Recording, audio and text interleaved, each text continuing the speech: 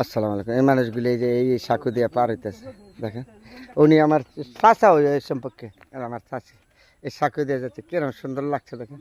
আমি এই সাঁকু দিয়ে আগে যাইতাম, আজকে 20 বছর পরে আসলাম এই সাঁকুর মাঝে, দেখে আমার খুব ভালো লাগলো।